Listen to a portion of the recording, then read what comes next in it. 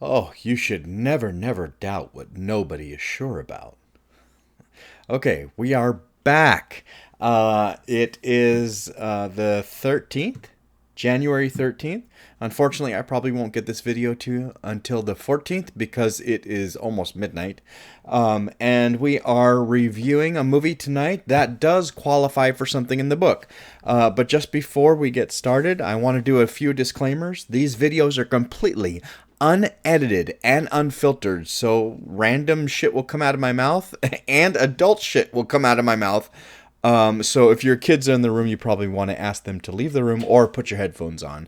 And there will be spoilers, especially for the movie that I'm reviewing, which tonight is Young Frankenstein. I I literally just finished watching this like 2 minutes ago. It's hilarious. Anyway, have no fear. I will put a list of movies underneath this video, and there will be headers. Any movies that I talk about in this video, there will be headers, spoilers, so you can avoid spoilers for any movies that I give spoilers for. And then there'll be headers for, like, quotes, like I just did with Willy Wonka and the Chocolate Factory, and movies that maybe I just mentioned because I reference other movies, but don't necessarily talk about other movies all the time. Okay, so let's get right into it. This is challenge number 50. This is the reason why I waited until 2024 to do this. A film that celebrates its 50th anniversary this year. Young Frankenstein was released in 1974, so it celebrates its 50th year anniversary in 2024. Unfortunately, it wasn't released until December of 1974, so technically it's not 50 years yet, but very close. This is a 52-week challenge, so I will be done before December, so I can't wait until December to do it. But anyway, Young Frankenstein, year released, 1974, aspect ratio 1.37:1, running time an hour and 46 minutes, genre comedy. Funny that it doesn't split genres at all on IMDb. It just says comedy and that's it. I think it's probably the first movie that I've seen that I've reviewed that literally has one genre on IMDb, not multiple. Anyway, let's move on. Rated PG. Challenge date challenge completed today, January 13th, 2024. Unfortunately, I won't get you this video until the 14th. My rating, 5 out of 5, 10 out of 10. I fucking love this movie. This movie is brilliant on just about every level, except maybe, cinematography. The cinematography is not fantastic. I don't think there's any lighting that's really brilliant. There's some cool transitions. It's all black and white, so not much. You can't do much with color or kind of lighting a little bit. Roma did some brilliant things with lighting, even though it was black and white. It did some beautiful camera work, even though it was black and white. I might lean towards some really good cinematography in that film. This film doesn't have a whole lot of crazy. I mean, it's a comedy, so there's no need for really, eccentric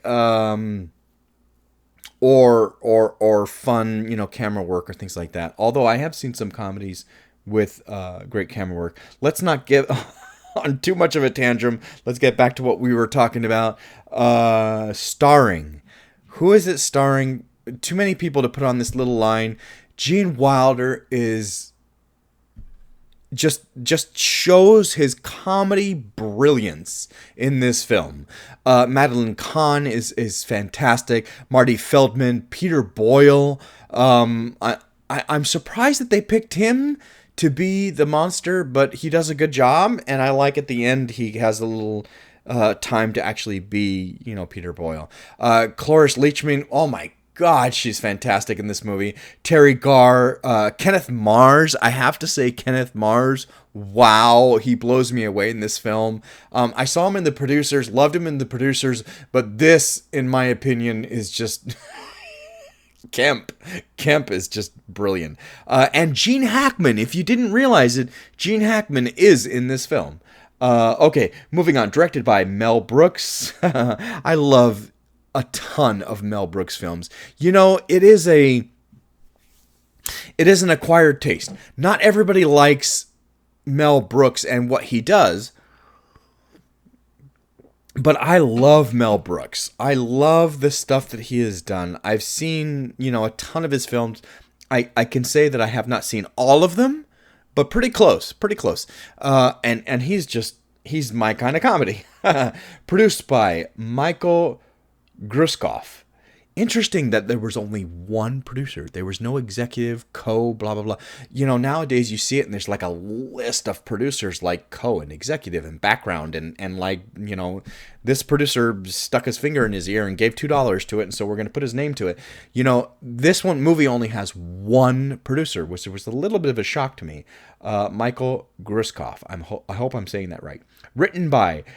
I put Mary Shelley here only because she came up with the characters. This is not based on her novel, her book, but the characters are. The screenplay was by Gene Wilder, fantastic, wonderful, and Mel Brooks. Music by John Morris. And I have this note in the beginning, I might as well say it now. The theme for this is brilliant. I love it. He did such a great job. I don't care that the whole soundtrack isn't fantastic. That theme is really brilliant, really wonderful. I love that. He did a great job. Awards received. So it was if I remember correctly, it was nominated for 2 Oscars. Didn't win any Oscars. It was nominated for Best Writing and Best Sound. Okay, interesting. Didn't win either one. I'm not going to look up what was for that year. But what it did win is a bunch of awards at the Academy of Science Fiction, Fantasy, and Horror Films USA. It won for Best Horror Film. It won for Best Supporting Actress, Marty Feldman, who's brilliant in this film. It won for Best Director, Mel Brooks. It won for Best Makeup. Interesting. Okay. And it won for Best Set Decoration, which, the sets are brilliant. I think I have a note on this. Like, the sets are gorgeous in this film. Like, really well done. And they used a lot of if you didn't know, they show it in the beginning credits. They used a lot of the machinery from the original Frankenstein film in this film. Like, they reused it. They got it on loan from the studio and used it. A lot of the sets in this are fantastic. So I'll try to skip that note when I come to it, and because I've already said it now. Why did you choose this particular film? I love this movie. God. It is one of my favorite Mel Brooks. Okay, yes, some people love Blazing Saddles. I didn't get into that one as much. It is not my favorite. I know that some people absolutely love it. It's their favorite, and, more power to you. To be honest, when I think of Mel Brooks, there are 3 films that pop in my memory that, like, I could watch them all day long. I could put them on repeat, these 3 films. It is Young Frankenstein, Spaceballs, and History of the World Part 1. Those are the 3 movies of Mel Brooks that I just absolutely love and can watch over and over. And no matter how many times I've seen them, I can still watch them and crack up. And they still make me laugh. I've seen Young Frankenstein, I don't know how many times. I memorized probably most of it, and I still crack up when I'm watching it. I still love it. It's just fantastic. Have you seen this movie before? I've already answered that. Of course I've seen this movie before. Would you recommend this film? Yes. This is a particular style of comedy. Would I recommend it to people who don't like slapstick comedy? No, I wouldn't recommend it to them. Would I recommend it to people who just don't like black and white films? No, I wouldn't recommend it to them.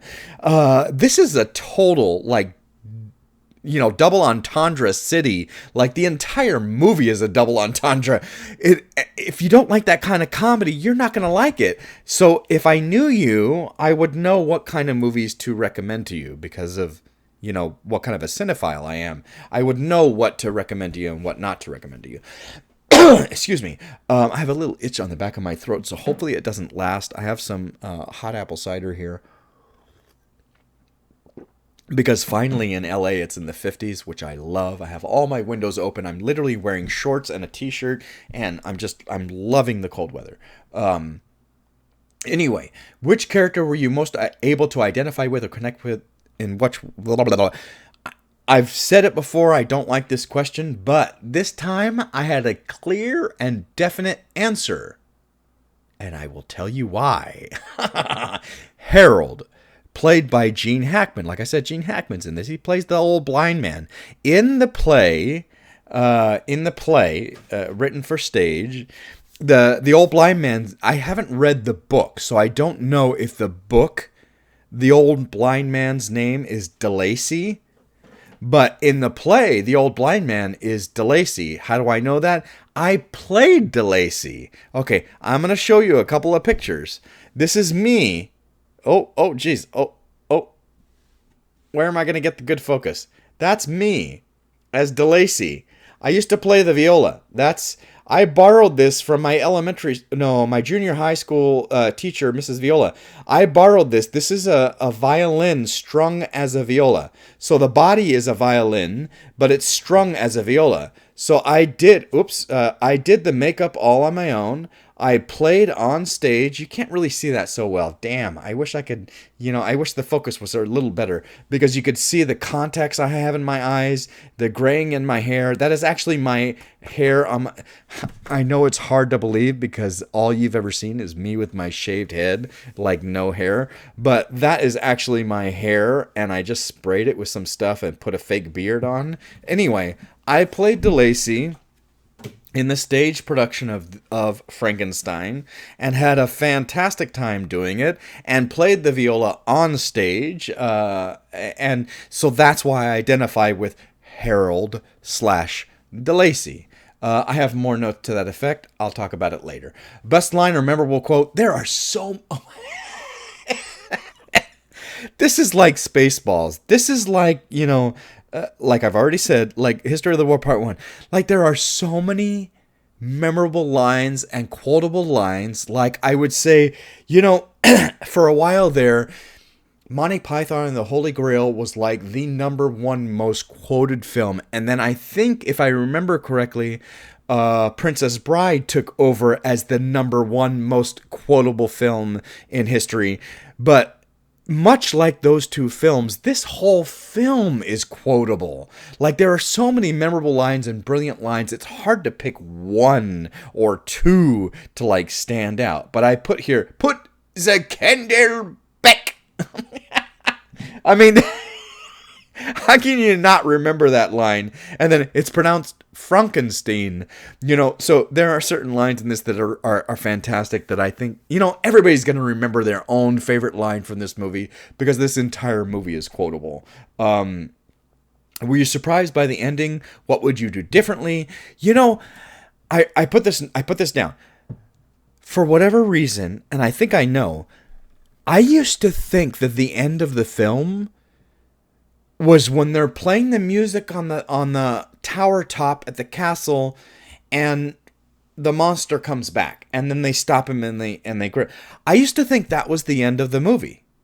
Why? Okay, here's the little history. My mom absolutely loved, and still loves I Love Lucy. Now, back in the days when they had VHS and we had VCRs, I'm dating myself, you would put in a VHS tape and record VCR from the TV that was playing, because we didn't, they would replay things, but you didn't have cable, you didn't have streaming, you couldn't buy shit on streaming and just watch it. So back in the 80s, my mom would be watching TV and be like, oh my God, this is an episode I don't have of I Love Lucy. And she would just put a random tape in and hit record. Now, you can imagine that we would have movies that partway through, here comes an I Love Lucy episode, and we go, and we just kind of went with it. We're like, okay, Mom, threw this in and recorded I Love Lucy in the middle of our movie. So I think I have a funny feeling that we had Young Frankenstein recorded off of television on a VHS, and at one point she's like, oh my god, I don't have this episode, threw in a tape and cut the movie off at that point. I think that's what happened. And so for the longest time, I thought the end of the movie was when, they get him back on the tower. Of course, there is, 15 minutes or more after that. Anyway, was I surprised by the ending? I was surprised that it's longer than that, because for the longest time, I thought it ended at that point. Okay. Do you feel this film has as much impact now as it did when it was released 50 years ago? Oh my god. Like I already said, I still, no matter how many times I've seen this, still laugh my ass off when I watch it. So absolutely yes. It's a classic. And I think if I showed this movie to somebody who had never seen it, who likes this type of comedy, who's never seen it. I have a friend, I asked him tonight, his name is Tom. He loves Spaceballs. Okay, so I know he already likes Mel Brooks. And I asked him tonight, if you like Spaceballs, did you like Young Frankenstein? And he says, actually, I've never seen it. Oh, I can't wait to show him. Because I have a funny feeling, especially if he likes Spaceballs, he's going to love this movie. It's hilarious. It's fantastic. So hopefully I'll be able to show him and be able to test this theory that, yes, I believe this movie has just as much impact to people who like this type of comedy and watch it today, even though it's 50 years old. 50? Oh my God, I can't believe this movie is 50 years old. Anything else you'd like to say? I have a bunch of notes. Hopefully a bunch of them go real quick. Okay, the little last little note here on the bottom says, in 2019, Easy Rider, Hello Dolly, and A Boy Called Charlie Brown all celebrated their 50th anniversaries. Okay, so I'm assuming this book was published in 2019, because that's, why else would you say in 2019, blah, blah, blah. Okay, let's get to my notes, because I have tons of them, and I think a bunch of them are going to go real quick, because they're just lines from the movie. I could quote this entire movie. I forget that this movie was 1974. I really, really do. This movie is so fun and so stylized. See, the stylization of this film lends itself to being timeless. Literally lends itself to being timeless. And I forget that it's older than Jaws. Like it is. It's a year older than Jaws. You're just like, whoa! It is fantastic. Gene Wilder's comedy brilliance just shines through, like I said, in this film. His timing, his beautiful... Every comedian has their own style of timing. Okay? Steve Martin's timing is not the same as Gene Wilder's timing, but they are both insanely brilliant. Insanely brilliant. So Gene Wilder's timing shows through in this film, and I love it. His voice volume that changes from being this to being shouting, in every film that he does, he has that energy and that sound. He is the Al Pacino. I wrote this. He is the Al Pacino of comedy. You know how Al Pacino says certain things and he's talking perfectly fine, but then he shouts, don't waste my motherfucking time. He has that, and I can't do a good Al Pacino impersonation at all. I admit I cannot do a good Al Pacino impersonation, but that level of he's talking normal and then he's literally shouting, but it makes sense because he's Al Pacino. He's Gene Wilder. Gene Wilder is the Al Pacino of comedy. Absolutely. Absolutely. I love this first scene with him when he's in the classroom, because it establishes Frederick's deep-rooted in science, hard science. excuse me, we go through a journey with him in this film. It's a comedy, yes, but we have to go through a journey. Otherwise, what are we doing? So we go through a journey with him, and you see in the very beginning, I love this first scene where we engulf ourselves in the fact that he is all about hard science. Hard science. He's a Frankenstein, not a Frankenstein. You know, my grandfather's work was doo-doo. You know, you know, there's so many great lines, but I love that this whole beginning part really establishes the fact that he is based in hard science. And then he goes through a journey. Obviously, he goes through a journey. That in that scene when he knees the guy, is that part of? It's got to be part of the comedy that he doesn't really connect, and you can see he's nowhere near the guy's fucking groin. Like, is that part of the comedy that he is nowhere near, and then he acts like he's being, kneed in the junk? I don't know.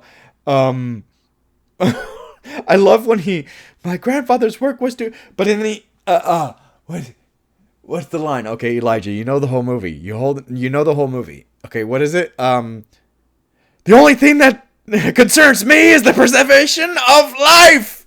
And he stabs himself with the scalpel. I love that. It just, Gene Wilder's type of comedy shines through, and he just, because he's one of the writers, he absolutely catered this to himself. And I think there are two movies that come to mind when it comes to Gene Wilder that I think Gene Wilder shines 1,000% through. This is one of them, and Willy Wonka and the Chocolate Factory is another one. Like that, those two movies, I see Gene Wilder carte blanche being able to be Gene Wilder 1,000%. And show his type of comedy just like right through the screen. And this is one of those points when he stabs himself. I didn't know. Okay, so I think I saw this after I saw American History of the World Part 1. So I had already been a huge fan of History of the World Part 1, probably already a fan of Spaceballs as well, before I saw Young Frankenstein. So Spaceballs aside, History of the World Part 1 has Madeline Kahn, and I love her in History of the World Part 1. I had not seen Blazing Saddles, and like I already said, it's not, I don't know why I really can't, I don't get into that one as much as, and I know a lot of people love it, and I'm not saying it's not brilliant. I'm just saying I don't connect with that one nearly as much as I do these two. But Madeline Kahn, I knew her from History of the World Part 1, and then to see her in this, like, blew my mind. I'm like, she's so fantastic. And then Clue. I mean, she's fantastic in Clue. I just love her personality. She's fantastic. I love her. Thank you for your contribution to film, Madeline Kahn. You are fantastic. Not on the lips, not taffeta, darling. The nails. That whole part where she's saying goodbye. That whole part is just, it's, Gene Wilder knows when to, let's take a step back. Let's be a little more subtle, because who needs to shine here is Madeline Kahn. We need to let Madeline Kahn be Madeline Kahn, and I know that she's a personality, and we're going to let her be that, especially because this is the first time we see her in the film. I'm not going to try to upstage her. I'm going to try to sit back a couple of steps and let her shine in this scene. And it's brilliant. It's brilliant. And it's not just that scene, but I love when everything goes, we already go to black and she's still like coughing. What? Because of the train exhaust. Oh my God. It's too funny. I don't know whose idea that was. Was it Madeline Kahn's idea to do that? Was it Mel Brooks's idea to do that? Was it Gene Wilder's idea to do that? Because famously, this is Gene Wilder's pet project. Famously.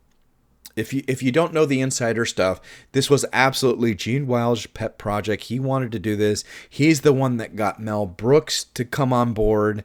It was his baby.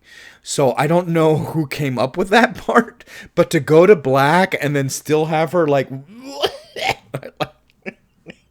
it cracks me up every time. It cracks me up. That first meeting with Igor. It's Froderick. You're putting me on. No, it's pronounced Froderick. Well, wasn't that Frederick? Was it Froderick? No, oh, shit. I just fucked that up. I've been drinking too much. It's Frankenstein. You're putting me on. No, it's pronounced Frankenstein. Would you also say Froderick? No, it's Frederick. Well, why isn't it Froderick Frankenstein? It isn't. It's Frederick Frankenstein. You must be Igor. No, it's pronounced Igor. They told me it was Igor. Well, they were wrong then, weren't they?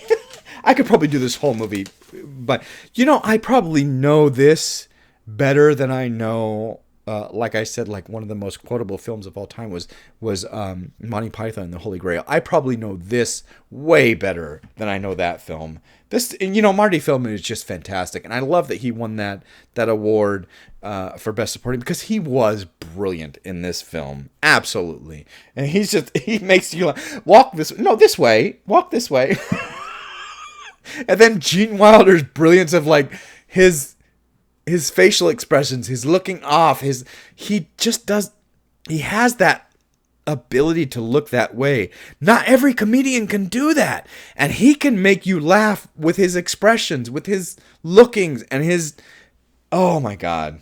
Just, yes. Okay, move on, Elijah. Let's not spend forever on this. Frau Blücher. Why?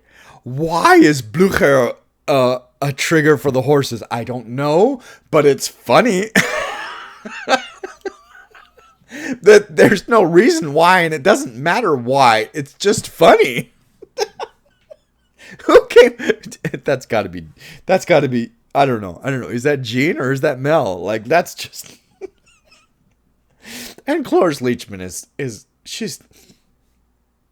Stay close to the candles. The staircase can be treacherous.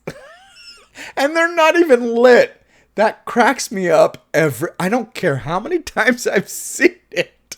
It still cracks me up that she's like, stay close to the candles and they're not even lit. And then she turns and walks. This movie cracks me up so much. I don't care how many times I've seen it. There are some comedies where you're like, some of the jokes get a little stale and you're like, you've watched it like a dozen times and you're like, oh, okay, that's not as funny anymore. Or you watched it 100 times like I've seen this and you're like, yeah, that's not, it's cool to watch, but it's not really funny anymore. This had me cracking up tonight. I've seen this so many times and it still had me cracking up. Still. Oh, I love the fake out with when Inga comes, when he's having the dream, destiny, no escaping, that's for me. And Inga wakes him up and they said, you were having a nightmare. And then they hear the music and they go to the bookcase and he goes, there's always a device. I love that fake out where he's like, there's always a device. And the white book that's backwards and that fake out that he pulls it and they both jump back.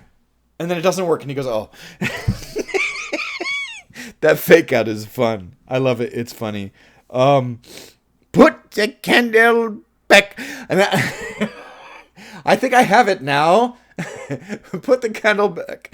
But this time I will block the bookcase with my body. And then he gets smushed. Listen to me very carefully. Do not put the candle back. There's too much about this movie that it's a great time. This is why this is a 10 out of 10. If you can still make me crack up like this after watching it 100 times, you deserve to be a 10 out of 10 comedy. Absolutely. Absolutely. I love that part where he's going, 3 years dead, 10 years dead or whatever, and then freshly dead. I ain't got nobody and nobody cares. Igor Froderick. That part is fantastic. I love it. I never would have thought of that, and it's perfect. Damned your eyes. Too late. Okay, so Marty Feldman has that wayward eye that I forget what that's called. So when I mentioned that I was DeLacy in a stage production of Frankenstein, the person who played the monster, I won't say his name here because I don't have consent. I haven't talked to him for a long time, so I don't have consent to say his name. But the gentleman who played his monster, I had done several productions of other things with him. Great actor. Great actor. He was Scottish, born, raised in England. So he had an interesting accent. But he also had an eye that was wayward like that. I don't know what that's called, and I'm sorry I'm sorry that I don't know what it's called. I don't mean to offend anyone. Not at all. Two brilliant actors, Marty Feldman and I won't mention his name, but two very, very good, brilliant actors. But they both had a wayward eye. So he used to all the time, before we even did Frankenstein, he used to make that joke of, damned your eyes, and he'd say, too late, because he had one. And so every time I watch this film and they do that joke, now that I have worked with that gentleman, and now every time I watch this movie, I think of him every time I see that part. Damned your eyes, too late. Where was I in my notes? Oh, I already did that. No, I talked about the sets are brilliant. Like, what the fuck? Like, there's a book in his private library, a hardbound book in his private library that says How I Did It by Dr. Frankenstein. What? Okay, that's like that's like beyond ridiculous. And I love that that's the turning point for this character, for Frederick's character. It could work! A total Al Pacino of comedy. It could work! I love that that's the turning point. Now he's like, okay, let's see if this actually works, My grandfather, before he's like, my grandfather's work was doo-doo, but now all of a sudden he's like, this could be possible. There's so much about this film that makes it timeless. I swear, if you haven't seen this movie, and you like this type of comedy, I can guarantee you will like this movie. It's hilarious. I don't care that it was made in 1974. It's timeless. It's fantastic. There are things to Arthur. I love Arthur. And it still, to this day, cracks me up. It is like this. It still cracks me up to today. But I get that there are lots of parts of that are very dated. And people who don't like older films are going to be like, a little put off. Because there is a lot of stuff to that is kind of dated. Even though, oh my God.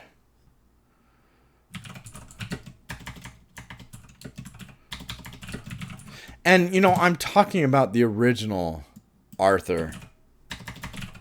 Not the remake. The original 1981 Arthur. Dudley Moore. With Dudley Moore and Liza Minnelli and John Gielgud.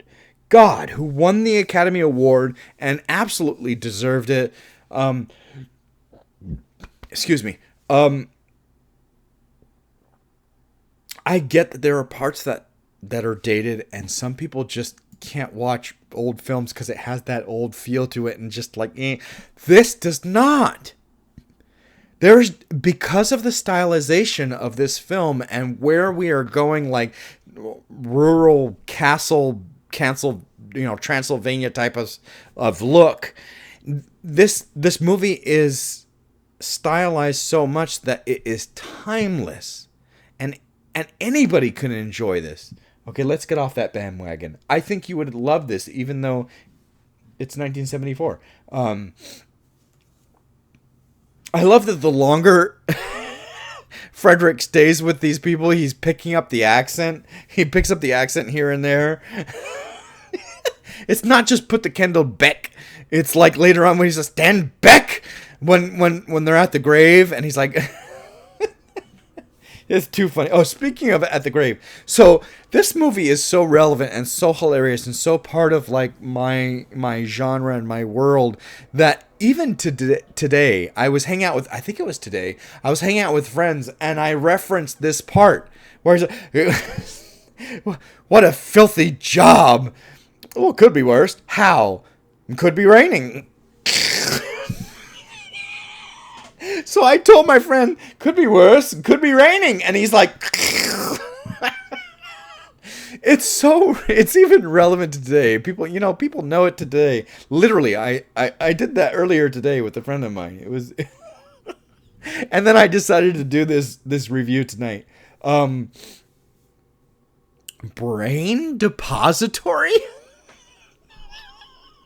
That there is a brain depository, and then underneath it says after 5 o'clock, slip brain through slot in door. What? Like the ridiculousness of this movie is it's on par with the other ones. It's on par with Spaceballs and History of the War Part 1. Absolutely. And then and then the abnormal brain's abnormal. Do not use this brain. Do not use? What are we going to use the brain for? In reality, what are we going to use the brain for? That it has a note that says do not use is too funny. Too funny. When we get to the experiment, I love that when we get to the actual, like, he's got the body strapped down, the brain's in it, he's about to take it up into the electricity. We go on a very, like, 180, night and day. It gets real serious. Even though they're still making jokes. Elevate me. Right here, right now? Yes, raise the platform. Oh, the platform! We're still making jokes, but the tone got real serious because we're about to do this, from the moment when anyway, when he has that I've had too much to drink. When he had that line about when stinking bits of slime first, came forth and shout, I am man. It gets serious, and it brilliantly gets serious. I love that we have Mel Brooks as a director has a preference to what kind of films he wants to do. Comedy. But this just shows that he can absolutely do a drama. He could do a drama if he wanted to and be brilliant at it. He could. He just chooses to do these ridiculous comedies, which is no fault because these comedies are brilliant. But I love that this film has multiple parts where they get really serious in the middle of that ridiculous comedy. There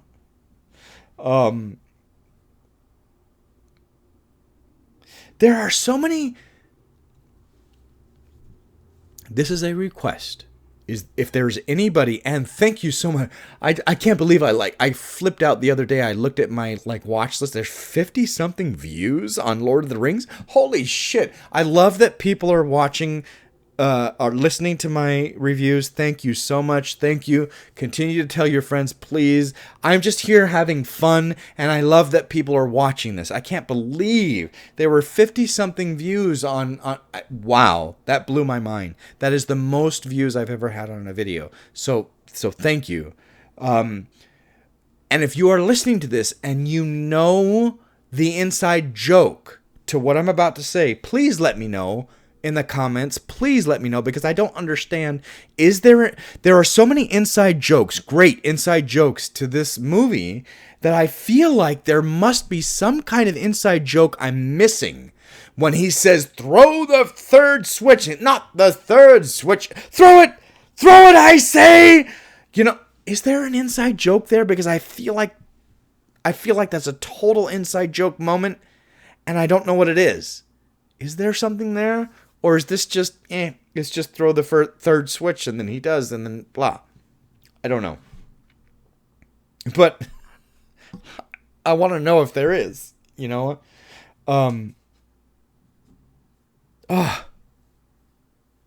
there really is.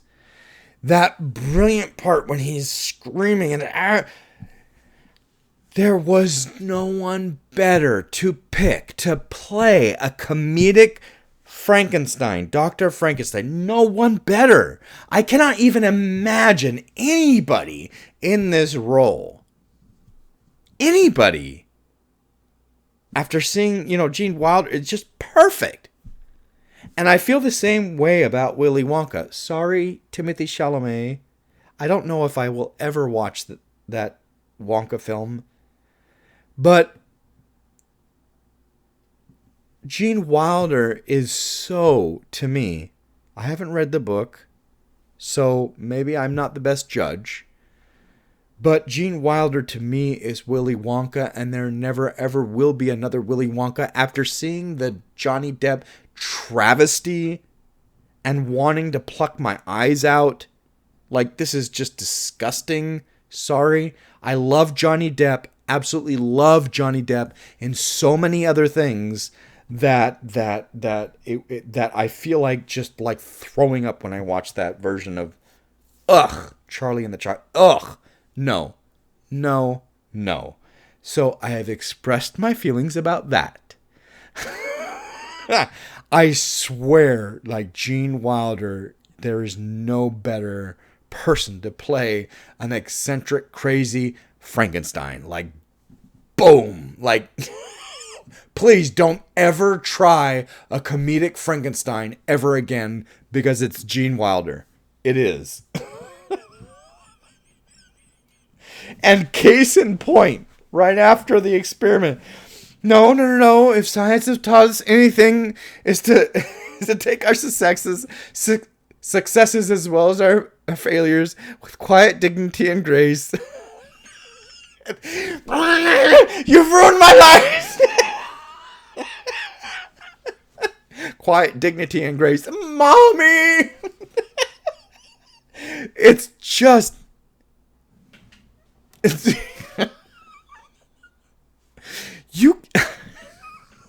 I can't imagine anyone else playing the genie in Aladdin but Robin Williams. Sorry, Will Smith, I will never, ever watch your version. Never. Why? Because Robin Williams is the genie. It's so perfectly him. That this is the same thing. This is so perfectly Gene Wilder, and he just shines through that I can never watch any. If they ever did a comedic Frankenstein, I would never watch it because Gene Wilder is it.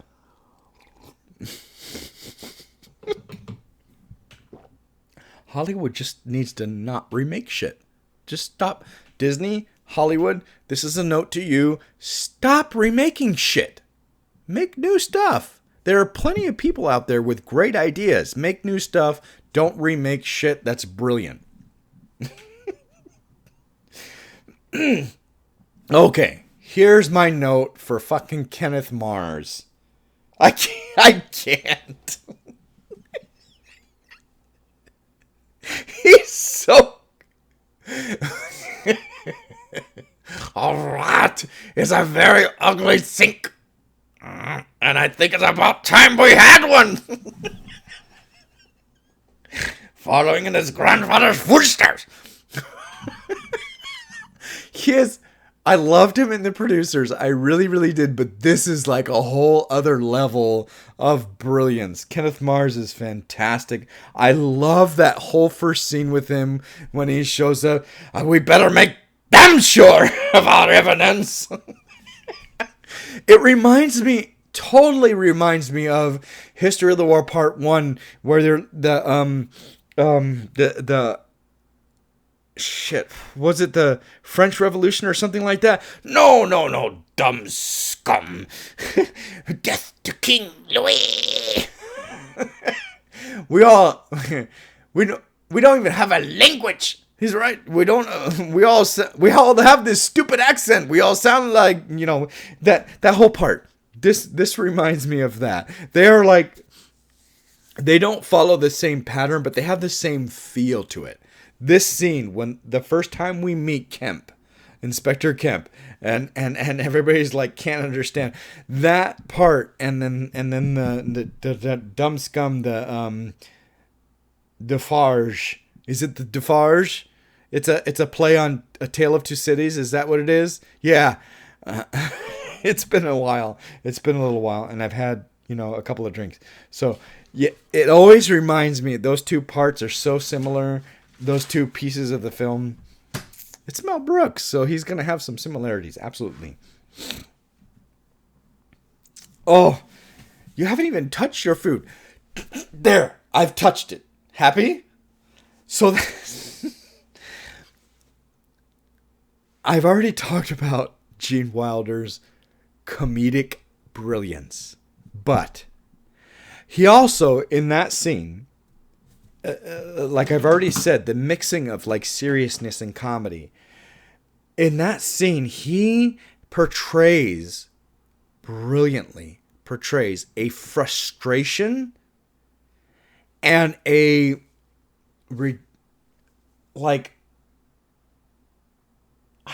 don't know how to put it into words. Like, you would never expect someone to do something like that, but it works perfectly because of the frustration.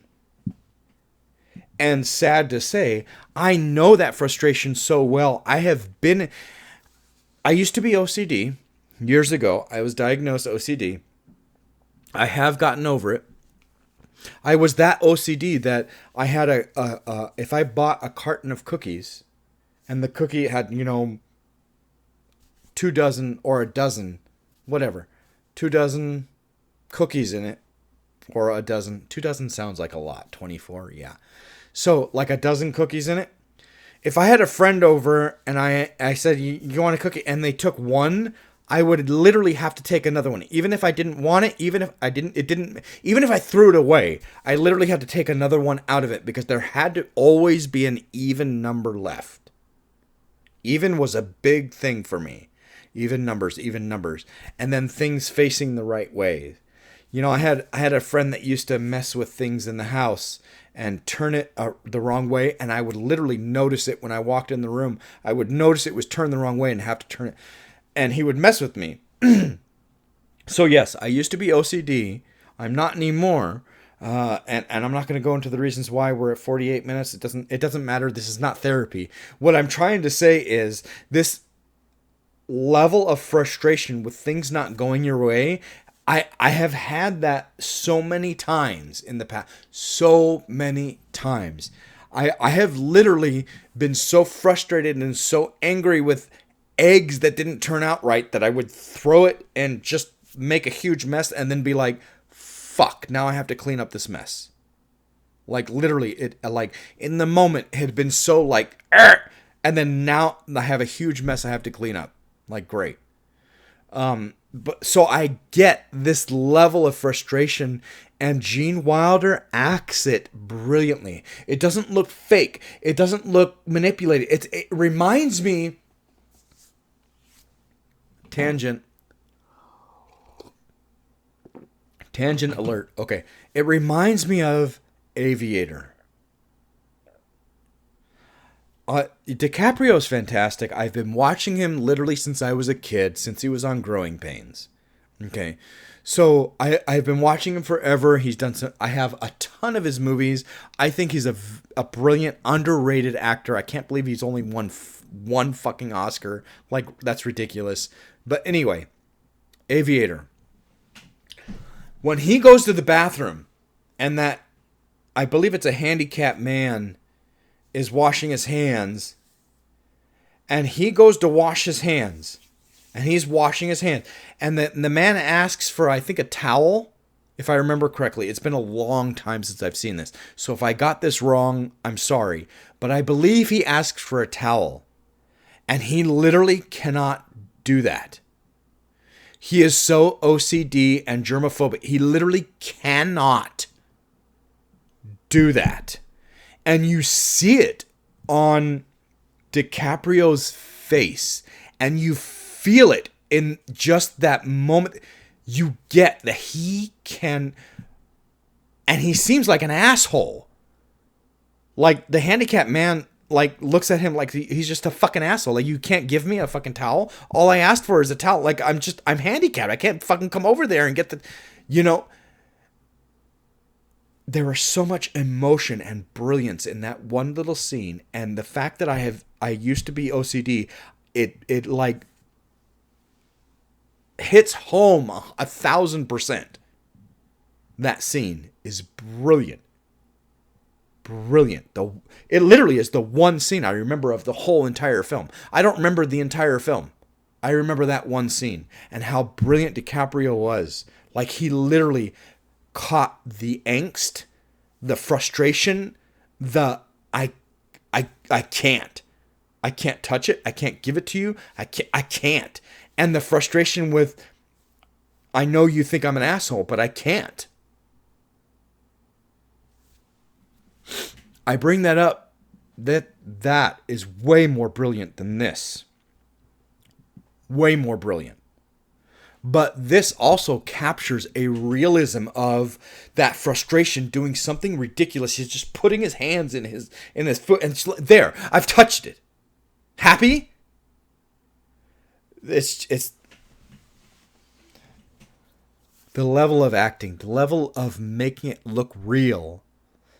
It just, sorry to get that serious in a review of a comedy film, but you've got to know from an actor's point of view. I am an actor. From an actor's point of view, that was just so well done and stands out in this film as like a real, very realistic piece of acting.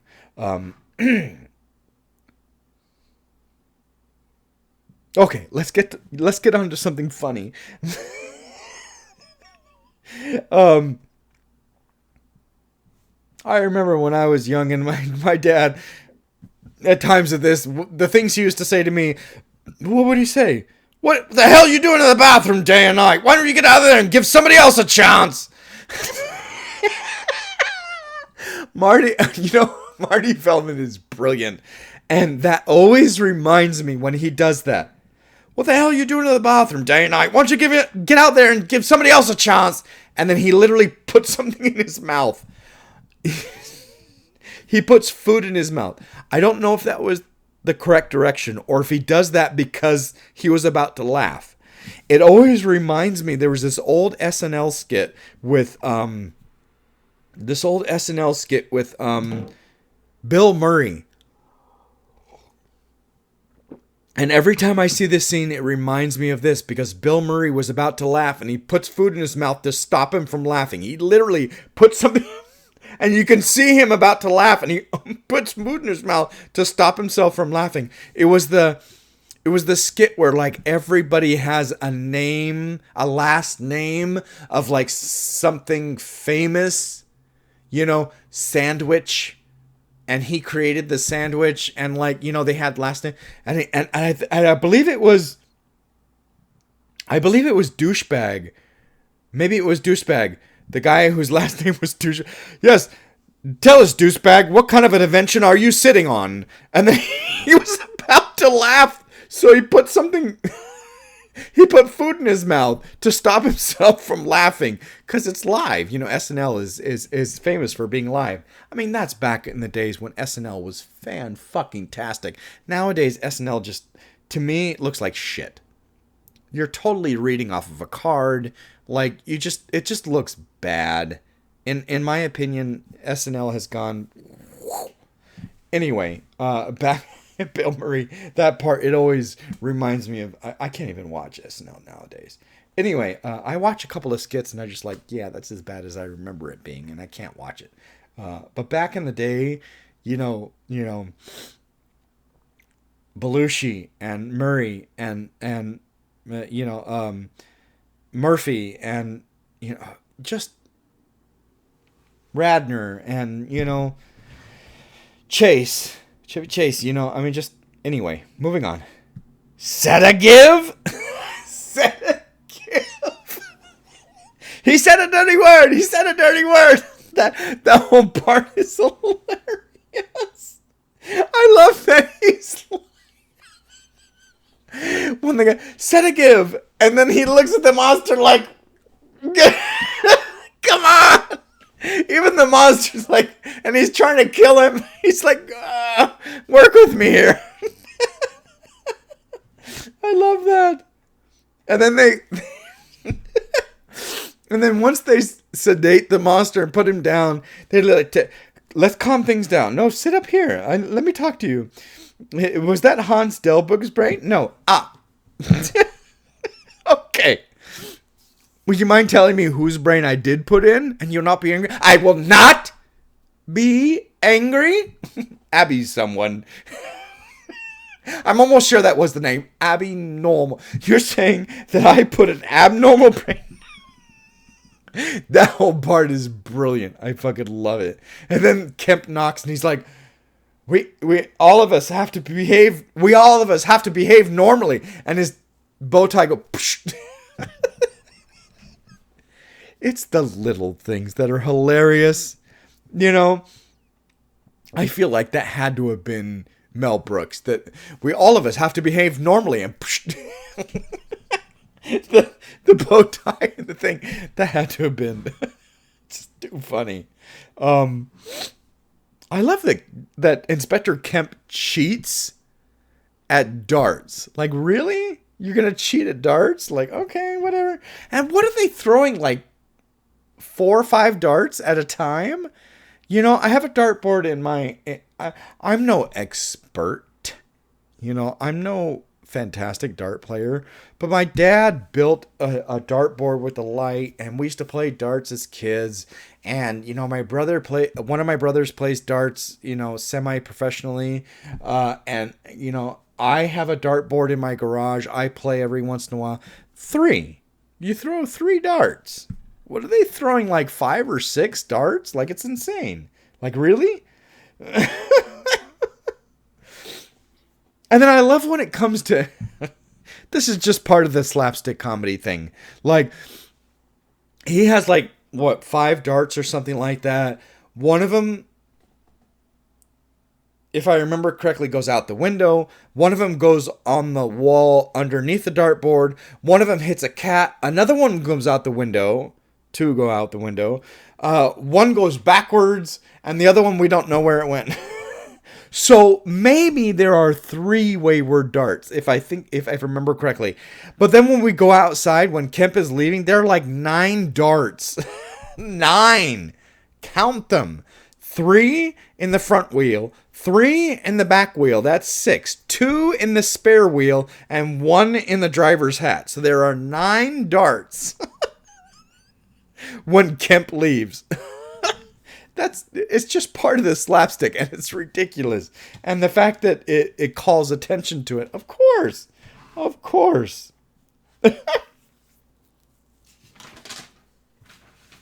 Gene Hackman. Oh, here we go. Here we get to, Harold, the part that I played, DeLacy. That whole part is hilarious. I mean, I'm sure Hackman at that time had done some significant stuff. He probably had done The French Connection. He had probably done, a handful of stuff that made him Gene Hackman. And so did he, when was Superman?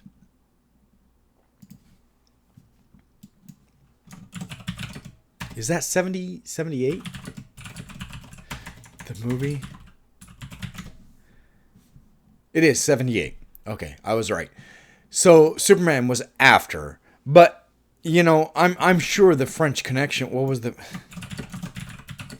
71? So he had done a handful of things that I'm sure made him Gene Hackman before he did this film. So the fact that he did this film, you got Gene Hackman playing this tiny little role, no small roles, but he does a fantastic job. He makes me laugh. He cracks me up. Even though I've done that role. Okay, so here's the notes that I was going to say from earlier. When I did that role, when it's closing night. So I've done theater for years and years and years. Okay, I've played a lot of characters.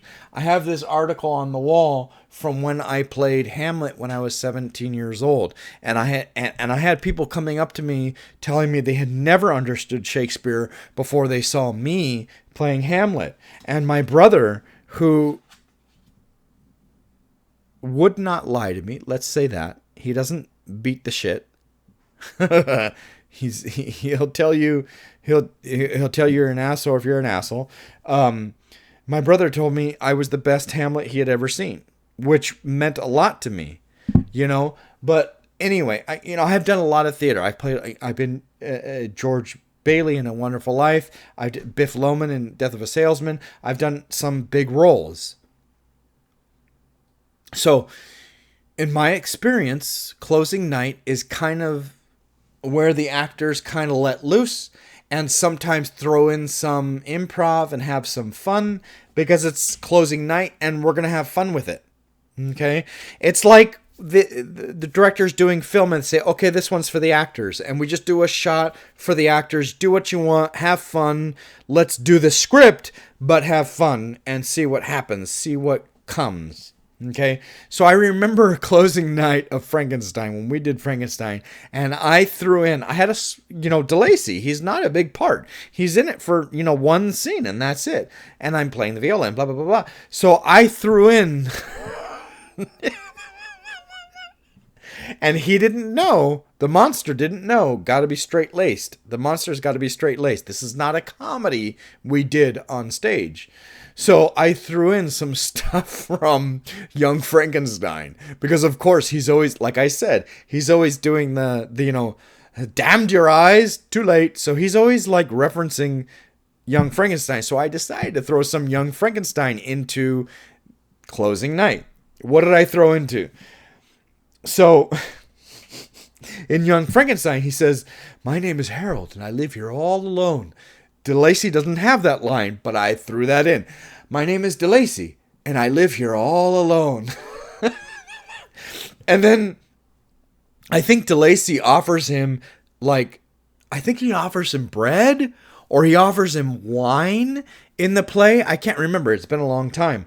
But I did you remember earlier in the film when he's like, what is this? Schwarzwälder Kirschtorte or whatever he says. And he's like, oh, you like it? Oh, no, I didn't say anything. You made a yummy sound. You made a yummy sound. So I'm not partial to desserts, but I do like it myself. What? You made a yummy sound. So I threw that in there. I said, if I remember correctly, it was bread or something like that. I'm not partial to bread myself, but I do like it. So I threw that in there too. Anyway, too much insider stuff. I had fun with this part. This part is so brilliant. Gene Hackman does such a great job with all the slapstick stuff. This is absolutely slapstick. Like, the soup in the lap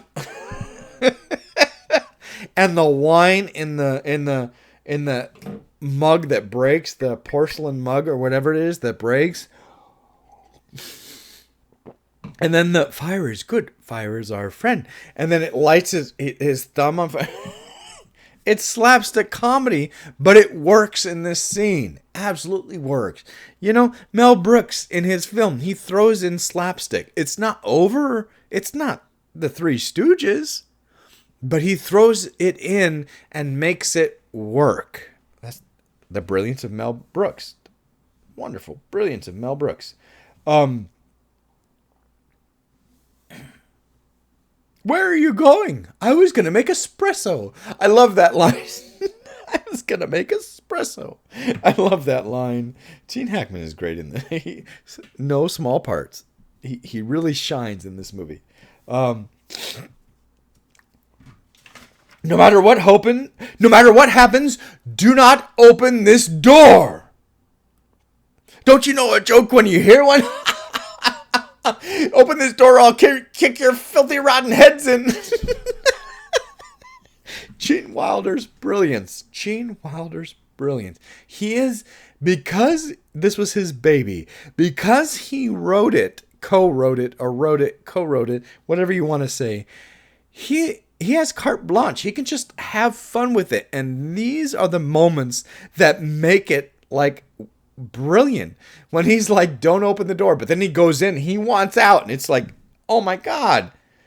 And then that whole thing culminates in, what did I say? He is the Al Pacino of comedy. And that whole scene culminates in, my name is Frankenstein. You know, brilliant. Brilliant and wonderfully Gene Wilder.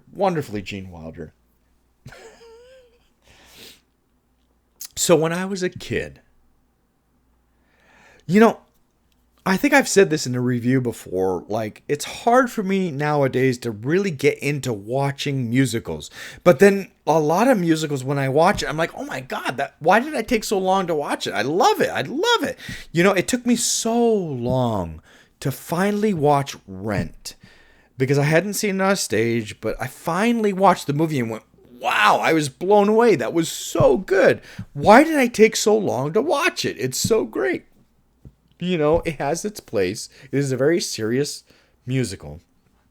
But wow, as an adult, that's how I am. I don't understand when in my lifetime that became a thing where it's hard for me to watch musicals. Because as a kid, oh my God, like Disney movies, I would sing along absolutely all the time. And I used to watch The Sound of Music over and over and over again. As a kid, I've seen that movie so many times, I can't even, I probably wore out the VHS tape that we had. I saw it so many times. And my absolute favorite is Little Shop of Horrors. Oh, I've seen that so many times, I know the whole thing. And I love, just wait a minute. Everything about that. Anyway, not too much of a side note. Okay. When I was a kid, this part, when he goes on stage with the monster and they sing, if you're blue and you don't know where to go to, why don't you go where fashion? Anyway, that part was always my favorite as a kid. I gravitated towards that because it was music and it was fun and I used to sing along with it, Not that the whole movie wasn't great and I didn't love the whole movie, I did. And thought the ending was at a different point because of the recording that we had. But this part was used to be my favorite because of the music and the fun and the anyway. And the shift into seriousness when, the light breaks. And as a kid, I didn't get how brilliant the shift is. Now when I watch it, I get the shift to the seriousness is brilliant. The sound changes. The sound effects change. The angles change. The fact that the light is almost blinding you. It definitely shifts and it gets real serious. The angles goes up when he comes out into the mob or whatever. The angle changes. So there are certain things that are done that makes it a little more serious when he gets, captured or whatever. When they turn against him because he freaks out because of the exploding light. Anyway, very well done. I appreciate it more now than I did when I was a kid. Very well.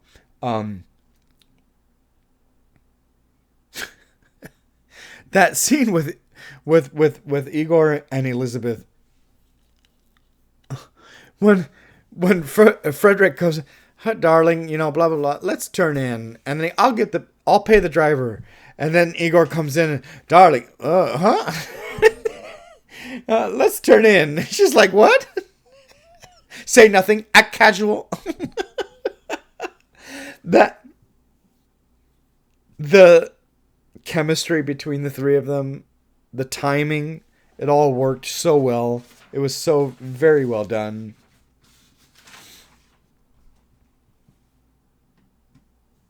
And then, and then he's like, it's going to be a long night. If you need any help with the girls.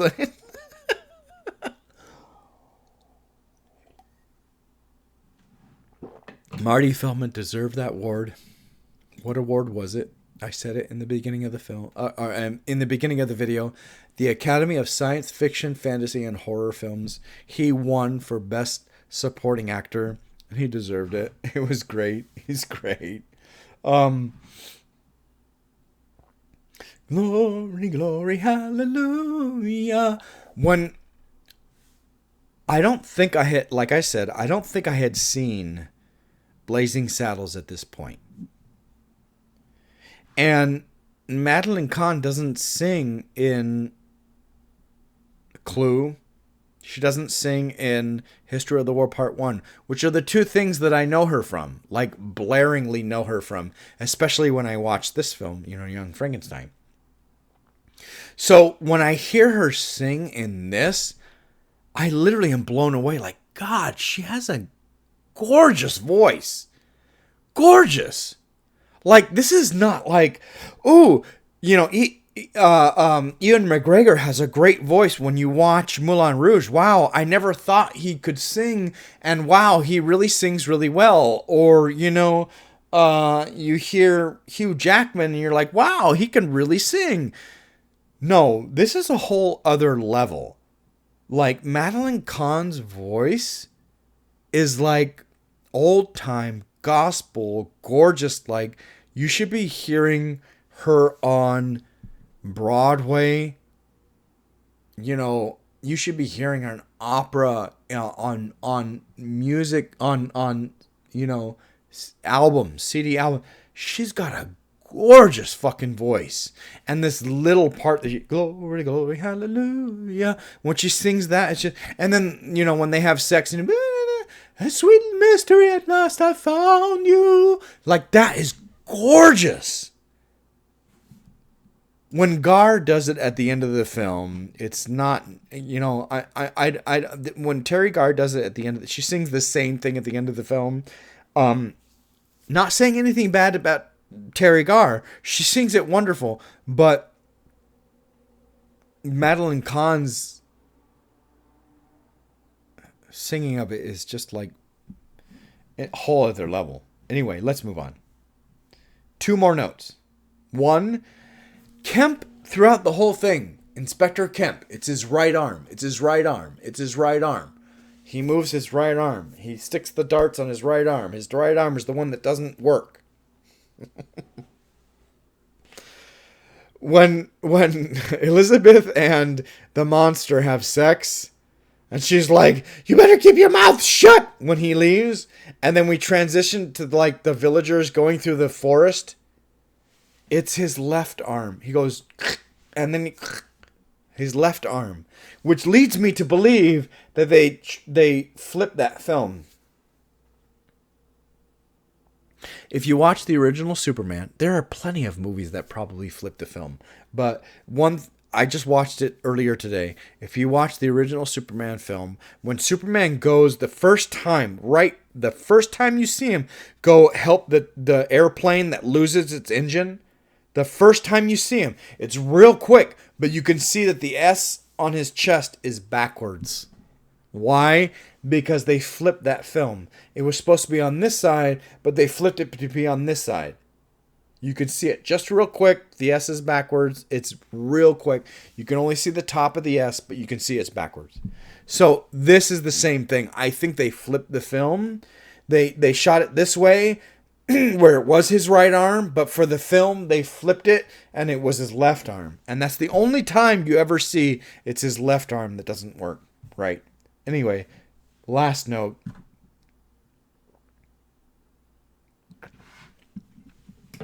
This is the last note because The end of the film, like I already told you, I thought the end of the film was when the monster comes. So when I watch the end of the film, I'm kind of like checked out. Not to say that the end of the film is not great. You know, the last like 10 or 15 minutes is not great. It really is good. But I'm more or less checked out because I feel like the end of the film, I've always felt like the end of the film is when the monster comes back when they're on the castle top playing the blah, blah, blah. So my last note is that castle top when he comes back. I used to, like I said, I played the viola. So, you know, I played it on stage. I played the viola. He's playing a violin. You can tell by the tone. He's playing a violin. But Gene Wilder, so many times I see people playing instruments on film that look horrible. Like, look, that just looks bad. You are not playing. Thank God the camera is here because you can't play the piano and you're doing this. And that's fine. We don't want to see it because we don't want to see it wrong. Gene Wilder actually does a really good job with his bowing. There's a couple of times I'm like, nope, that's not right. But he does, for the most part, does a really good job with his bowing. His handwork is shit. But his bowing tempo, not his bowing angle, but his bowing, you know, back and forth, his tempo, is actually, he does a really good job. Like I said, the angle is wrong multiple times. More times than his bowing, you know, tempo is wrong, or his back and forth is wrong. His angle is wrong more times than his back and forth is wrong. His hands are wrong a lot of times. But when I watch him act like he's playing, I feel like he really like listened to the music, studied the music, and figured out his rhythm. And I appreciate that instead of just making it look like shit. Like, oh, it's a movie. It doesn't matter. I don't really play, but I'm playing it. And that's only because I used to play. Anyway, Young Frankenstein 2024 is celebrating its 50th year anniversary, and that is why I did this. Love this movie. I literally laughed all night long. My dog was like, what the fuck is wrong with you? I'm laughing like crazy. Yeah, because I love this movie. It's hilarious. If you haven't seen it, please, if you love this type of comedy, watch it because it's worth it. I don't care that it's 1974. Absolutely still worth it. Okay. I am one behind still on this 52 week, challenge because I got sick once and was one behind. So I'm going to try to make up a video sometime soon. It may be this week, it may be next week, I don't know, but one of these days I'm going to try. I got to make up that extra week. So the next movie I get you is not going to be in the 70s, I promise. We'll try to get you something newer. Thank you very much for listening. Thank you so much for the views. I really am. I really was blown away to see that one of my videos had 50 something views. I was like, holy shit. I know that's not a big deal to some people, but to me, I haven't had that many views on one video. So it was a big deal to me. So thank you very much for listening. And I will get you another video as soon as I can. Talk to you soon.